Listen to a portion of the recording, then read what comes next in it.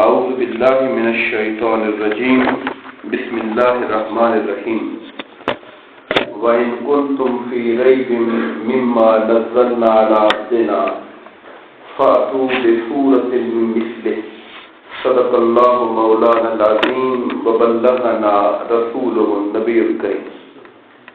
محترم و مکرم قابل احترام سامعین ذی احتشام، اللہ تبارک و تعالیٰ کے فضل و کرم اور آقا کریم علیہ السلام کے نالین پاک کے تصدق سے سورہ البقرہ کی آیت نمبر 23 اور 24 کے حوالے سے ہم انشاءاللہ گفتگو کریں گے۔ اللہ پاک نے ارشاد فرمایا وَإِن كُنتُمْ فِي رَيْبٍ، اگر تم کسی شک میں ہو، ان حرف شرط ہے اگر کے معنی میں، کنتم تم ہو، فی میں ریب شک، اگر تم اس بات میں شک میں ہو، کون سی بات میں؟ مما نزلنا، جو ہم نے اتارا ہے، علی عبدنا، اپنے عبد خاص حضرت محمد مصطفیٰ صلی اللہ علیہ وآلہ وسلم پر، جو ہم نے کلام اتارا ہے، اگر تم اس حوالے سے کسی شک میں ہو، شک سے مراد کیا ہو سکتا ہے؟ کس شک کی بات ہو رہی ہے؟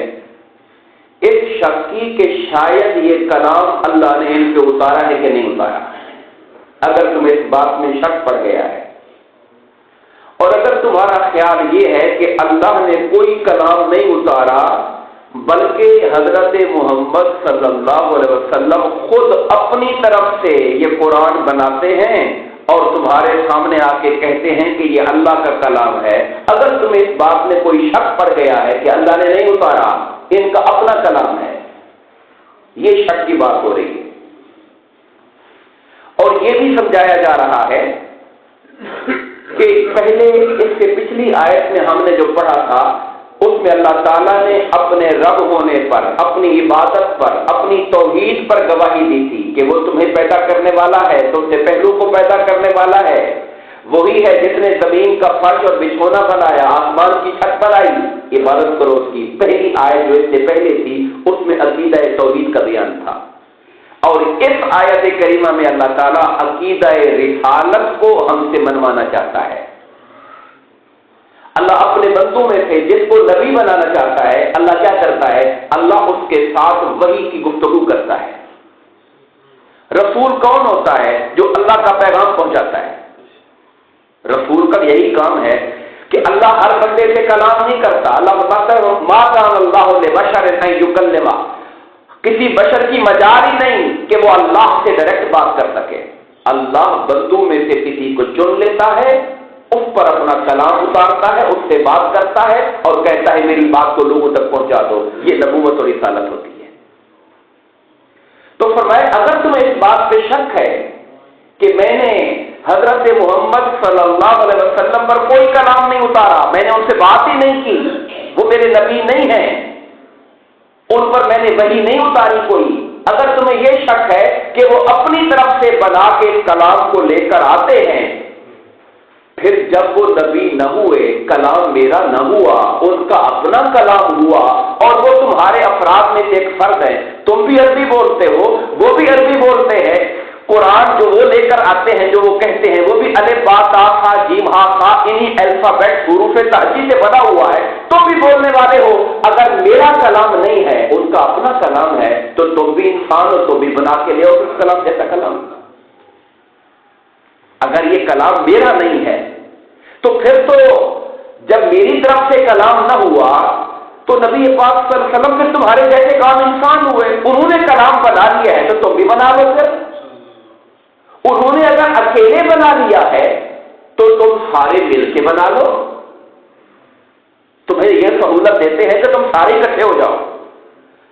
اگر میری مدد کے بغیر، میری عطا کے بغیر وہ اکیلے لے کے آ سکتے ہیں تو پھر تم بھی تو بہت بڑے فن خان بنتے ہو، اپنے آپ کو سردار اور عربوں کے عرب کہتے ہو، دنیا کو گنگا کہتے ہو، تو تم بنا کے لے کے آؤ اس کلام کو۔ فاتو بسورۃ من مثلہ، اس قرآن کی صورتوں جیسی کوئی ایک صورت ہی بنا کے لے کے آ جاؤ۔ وَادْعُوا شُهَدَاءَكُمْ، اور دنیا بھر سے جو تمہیں مدد مانگنی ہے جا کے مانگ لو لوگوں سے. جسے کہتے ہیں نا کھلا چیلنج ہے، کھلا چیلنج. شہداء شہید کی جمع ہے، اور یہاں شہید کا معنی ہے ہیلپر، مددگار. وَدْعُوا شُهَدَاءَكُمْ، جہاں سے مدد لینی ہے لے لو، من دون اللہ، اللہ کو چھوڑ دو، جو کہ اللہ نے تو اتارا ہے یہ کلام. اللہ کو چھوڑ کر دنیا میں جس سے مدد لینی ہے، ادیب ہیں ان کو بلا لو، شاعر اکٹھے کر لو، کلام کے ماہرین اکٹھے کر لو، میٹ کے بلا لو، اجتماع کر لو، بناؤ ذرا ایسے مضامین لے کر آؤ، ایسے الفاظ لے کر آؤ، ایسے معانی کا سمندر لے کر آؤ، اکٹھا ہو جاؤ سارے، تم بنا کے لے آؤ اگر بنا سکتے ہو تو. اب یہ جو چیلنج ہے اللہ کا، اس چیلنج کو اللہ تعالیٰ نے قرآن مجید میں 3 جگہوں پر پہلے بھی دہرایا ہے. ایک جگہ نہیں کہا، یہ کوئی ایسی بات ہے کہ چلتے چلتے کہہ دی، یہ قرآن کا مستقل چیلنج ہے.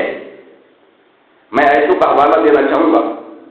سورہ بنی اسرائیل آیت 1 یہ فرمایا اللہ پاک نے، قل اے نبی پاک آپ کہیں، لئن اجتمعت الانس والجن، اگر انسان اور جن سارے اکٹھے ہو جائیں کہ ہم اس قرآن جیسا قرآن بنا کے لاتے ہیں، لا یاتون بمثلہ، وہ نہیں لا سکتے. صرف انسان ہی نہیں، جنات بھی سارے اکٹھے ہو جاؤ سارے. وَلَوْ كَانَ بَعْضُهُمْ لِبَعْضٍ ظَهِيرًا، اگر ایک دوسرے کے مددگار اکٹھے ہو کے کام کرے، پوری جماعت کام کرے، انسان جنات مل جائیں تب بھی نہیں لا سکتے. اس چیلنج یہ دیا بنی اسرائیل، سورہ بنی اسرائیل مکی سورت میں، مکہ کے اندر. پھر دوسری دفعہ چیلنج دیا کہ اگر تم پورا قرآن 114 سورتیں نہیں لا سکتے ہو، سورہ ہود آیت 13 میں کہا فاتو بعشر سور مثلہ، چلو ہم چیلنج کو تھوڑا کم کر دیتے ہیں، 114 صورتیں نہیں بنا سکتے ہو، کوئی 10 صورتیں بنا کے لے آؤ. 10 صورتیں میں نہیں لا سکے، سورہ یونس آیت 38 میں فرمایا فاتو بسورۃ من مثلہ، نہ تم 114 لا سکے نہ تم 10 لا سکے. اب 114 صورتوں میں سے کوئی ایک صورت اپنی مرضی کی چن لو.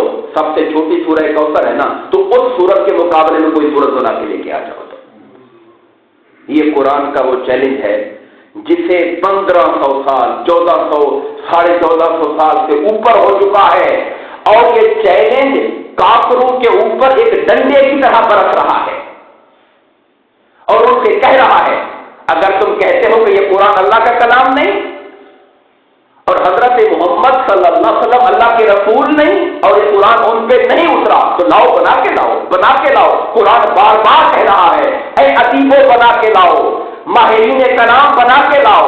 اگر یہ اللہ کا کلام نہیں ہے تو اکٹھے ہو جاؤ، کوشش کرو، بنا کے لاؤ. 1500 سال گزر گئے، آج تک تو بنا نہیں سکے ہیں. اللہ فرماتا ہے فَإِن لَّمْ تَفْعَلُوا، اگر تم نہ کر سکو، نہ بنا سکو، وَلَن تَفْعَلُوا، اور میں اعلان کر رہا ہوں تم قیامت تک نہیں بنا سکو گے، نہیں بنا سکو گے. تو یہ اللہ کا چیلنج ہے. عرب کے لوگوں نے آقا سے جنگیں چھیڑ دی اسلام کی مخالفت میں، جنگیں چھیڑ دی نا، بدر چھیڑ دی، احد چھیڑ دی، لڑائیاں چھیڑ دی، بندے مار دیے، برباد کیے. کیا یہ چیلنج آسان نہیں تھا کہ یار یہ اللہ کا کلام نہیں ہے، ہم صورت بنا کے لے آتے ہیں، بات ختم، تم جھوٹے ہو جاؤ گے سارے. یہ بات آسان تھی نا. اگر یہ کلام اللہ نہ ہوتا اور آقا کا اپنا کلام ہوتا تو مقابلہ یہاں ہونا چاہیے تھا کہ بھائی کیا جنگیں، کیا لڑائیاں، کیا باتیں، فیصلہ قرآن کر رہا ہے. اگر یہ میرا کلام نہیں ہے، اس کی ایک صورت جیسی صورت بنا کے لے آؤ، تو بندے اکٹھے ہو جاتے، سال ڈیڑھ لگاتے، صورت بنا کے لے آتے. اگر وہ لے آتے تو قرآن کا دعویٰ جھوٹا ہو جاتا، معاذ اللہ حضور کی نبوت جھوٹی ہو جاتی، بات ختم ہو جاتی وہاں پہ کافروں کے لیے. لیکن وہ لڑائی پہ آ گئے، قرآن جیسا قرآن نہیں لا سکے ہیں، سورج جیسی کوئی سورج نہیں لا سکے ہیں. اس سے معلوم یہ ہوا کہ یہ کلام یقیناً اس خالق کائنات کا کلام ہے جو اس نے اپنے محبوب پر اتارا ہوا ہے.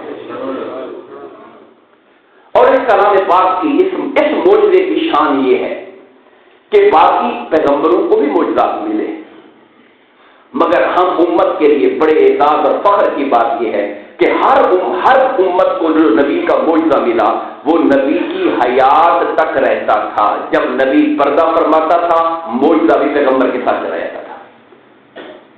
آپ جتنے اٹھا لیں، حضرت موسیٰ علیہ السلام کا عصا ڈنڈا بنتا تھا. حضرت موسیٰ دنیا سے چلے گئے، ڈنڈا تو نہیں گیا تھا نا، ڈنڈا آج بھی شاید تبرکات میں ہی رکھا ہوا ہو. مگر کیا وہ ڈنڈا آپ سانپ بن سکتا ہے؟ وہ نہیں بن سکتا. وہ حضرت موسیٰ کے ہاتھ سے گرتا تھا تب سانپ بنتا تھا.